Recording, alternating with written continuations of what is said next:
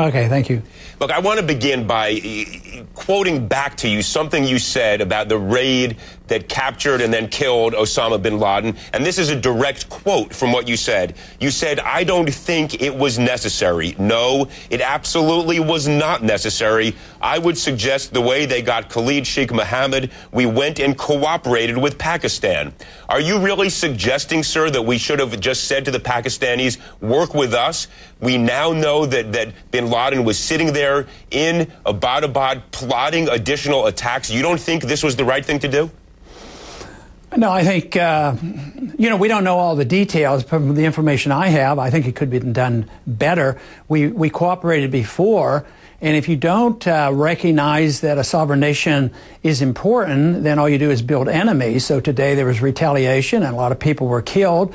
The hatred is being built up. I think we're working toward the stage that the resentment will be so strong that we will be invading and occupying Pakistan, the last thing in the world we need. But it isn't like Pakistan has refused to help us. They've cooperated with us before. We've caught a dozen. Just a sec. We've captured quite a few who have been brought here. The people involved in the first bombing of the towers, they were brought to trial, and some were executed. I don't know what's so terribly wrong with that, and what would be so terribly wrong with saying that maybe we ought to interrogate bin Laden. Is that such a horrible suggestion? Congressman, I just want to make it perfectly clear. If you had been sitting there in the Oval Office, the Situation Room, with the same evidence that was presented to President Obama, you would not have ordered the raid that he ordered.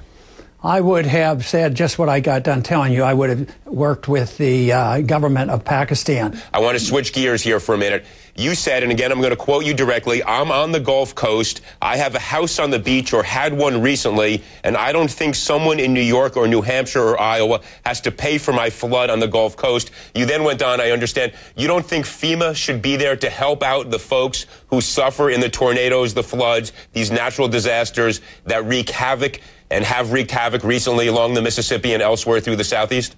No, I don't think so. There's no authority for it. No authority for it where?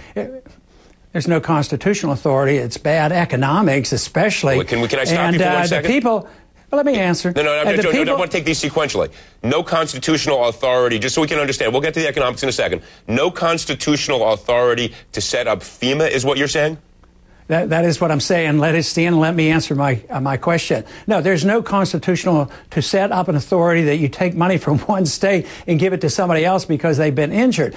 But let me make the important economic point is if I wanted to build my house on the beach and I can't get insurance, why should I get subsidized insurance to build my house in a dangerous area?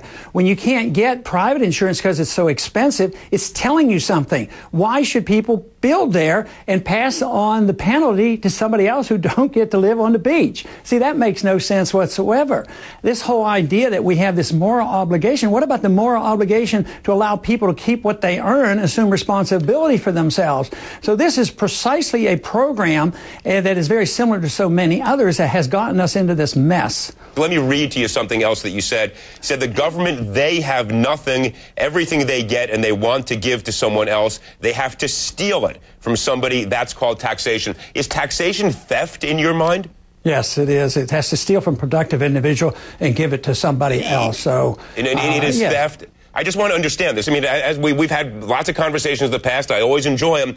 But I just want folks to understand your notion that taxation that is there to pay for things such as national defense or environmental cleanups or FEMA, that is theft in your view. When you take the income from other people, it is. The founders didn't believe it, and it was not an income tax. That's a rather recent event. It's not even 100 years old, and it hasn't served us well. All it has done is give us a government out of control, a warmongering government that has an entitlement system that there's no way they're going to pay for it. So it's all based on an immoral principle that government takes. Government they can't produce anything. They have to take it from somebody else, and that's a moral issue. So, Congressman, wait a minute. We can agree taxation was embedded in the very foundation of the Constitution. But not the income tax. Now, the income tax merely related to whether it would be apportioned on a per capita basis or whether it would be varied based upon the magnitude of one's income. And that was an amendment to the Constitution that was passed, duly ratified, so it is part of the Constitution.